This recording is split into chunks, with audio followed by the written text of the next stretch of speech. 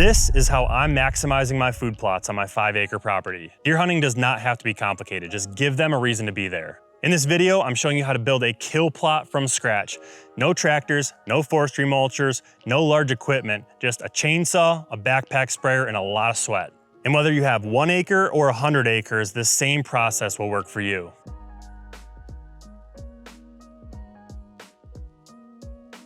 So first, let's talk about why this spot. And when you're working with small acreage, you don't have a lot of choices. But the more I thought about it, the more I realized that this spot has more potential than I originally realized. I already have one food plot in the back of this property that the deer just passed to, going from bedding to the destination food source, and they don't spend a lot of time on my property. So my goal with this food plot is a little bit different. My idea is to be able to turn these deer and get them to go deeper into my property, having them spend more time on my land and ultimately giving me more opportunities to kill a mature buck.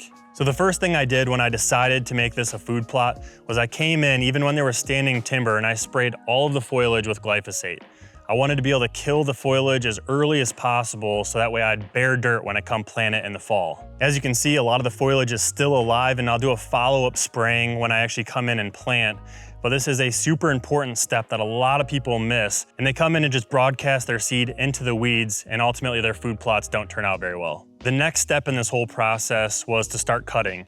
And cutting the trees is gonna do 2 different things. For one, it's gonna clear this area and make this area bigger, but it's also gonna allow more sunlight to actually hit the ground, which is super critical. Again, one of the most common problems that people run into is their food plots just don't get enough sunlight. So if you have the opportunity to cut, I highly advise that you do. For me, when I started clearing this area, the food plot continued to expand and grow. I cut one set of trees, decided to make it a little bit bigger, decided to let in a little bit more sunlight, and I still have a long ways to go. But as you can see here, we already have a really nice kill plot taking shape, and I'm really excited to get it finished. So as you're cutting, one thing that you have to be cognizant of is where you're gonna access from, what trees you're gonna hunt out of, and where these deer are ultimately bedding. In this spot, I know where the deer are generally coming from, and I'm gonna access from the complete opposite direction. So I have a couple trees picked out, and as I'm cutting and clearing this area, I'm constantly thinking about what my shot opportunities from these trees are gonna look like. The next step in all of this is doing a soil sample.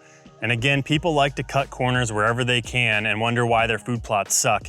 Get a soil sample, it does not cost very much, and that's gonna tell you exactly how much lime and fertilizer you need to maximize tonnage in your food plot. Again, if you're working on a small property, you need every advantage you can to maximize the amount of attraction it has for the deer. So what you do is you gather soil samples from various parts of your food plot, you mail it in to Whitetail Institute, you'll get an email report with the results, and that'll tell you exactly how much lime and fertilizer you need. So the last thing to figure out when starting a new food plot is, what are you gonna plant? So for this food plot, it's gonna end up being about 1/8 of an acre when we're all said and done.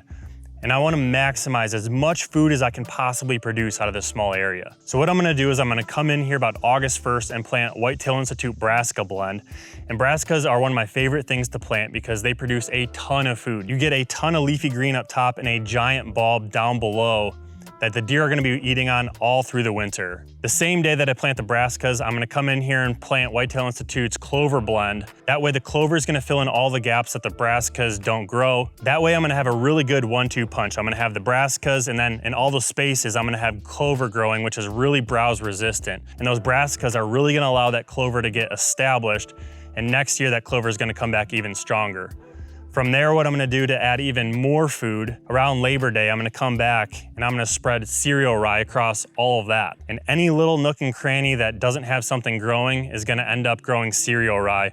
And I'm gonna have an absolute ton of food, even in a small food plot like this. And it's gonna attract deer from early season all the way well beyond season and produce a ton of food for these deer. So one thing that I should add is the day that I come and plant my brassicas and my clover, I'm gonna come back with glyphosate and spray everything all again and make sure I get a complete kill on any weeds and foliage that might be growing in my food plot.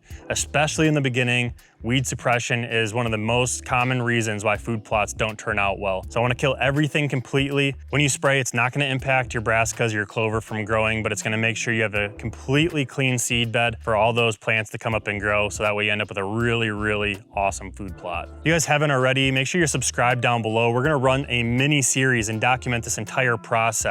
One thing I need help with is naming this food plot. So drop your best name ideas down below in the comments. Whatever one I like best, I will mail you a swag package and your name's gonna be the name of this food plot. But every step of the way, we're gonna document it, hopefully have some successful hunts right here in this food plot that you're gonna name.